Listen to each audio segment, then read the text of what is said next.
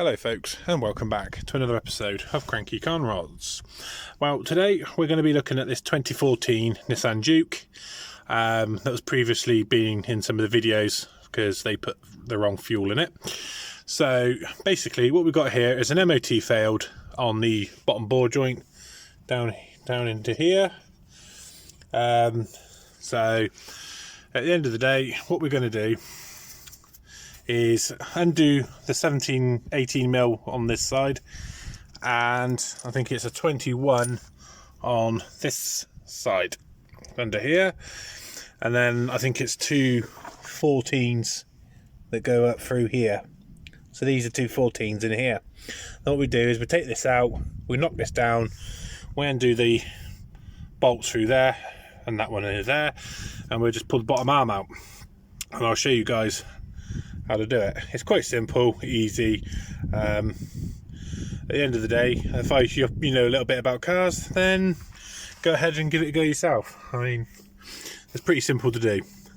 So what I'll do, guys, I'll get you caught up once I've got the bolts out.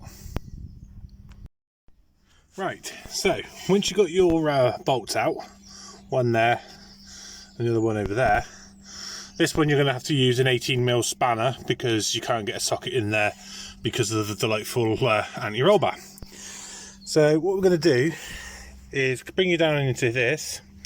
This here is the bore joint pinch bolt, and on the other side, back side here, is a little split. So what we're going to do is we're going to put a pry bar in the back side of the bore joint like that.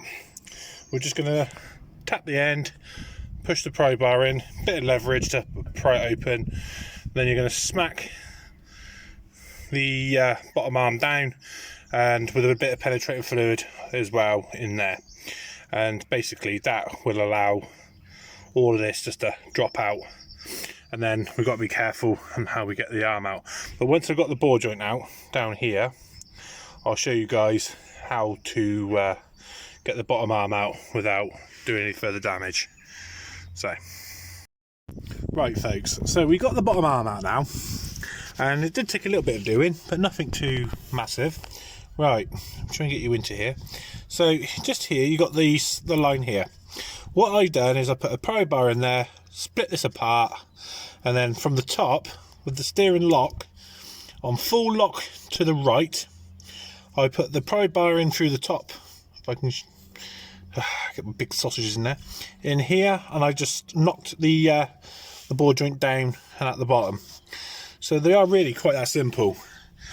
I mean, yeah, I advise you to give it a go if you know what you're doing and you're a little bit, but you know, it is what it is really. But anyway, here we go. One bottom arm, one knackered bore joint, because the roads here are quite terrible. But nonetheless, we'll just chuck a new bottom arm in and just be done with it. So I'll get you caught up when I've got a bottom arm in it. Right folks, so there we go. 17's back in there, 21 is there, and the two 14s are just there, look. I haven't tightened them up, but yeah, the bore joint on the pin, you've got a little cutout for where the bolt goes through, so it can't pull back out. So what you do is you just line that up and drop it in and put the bolt back in. It really is quite this simple. This whole process, I mean, I'm an ex-mobile mechanic, so you know, this took me 25 minutes to do. So 30 minutes, both sides done, dusted. You know, it took me longer to find the locking wheel nut than it did to do the entire job. But yes, I'm just going to get on and do the other side, nip these up to, we call in the trade FT, but not too FT. So nice and nipped up, and that's about it really. So I'm going to go ahead, get them done, get it all, put the wheel back on and everything, and I shall get on and do the other side. But that is just me going to be saying to you guys, much love from me, and peace out.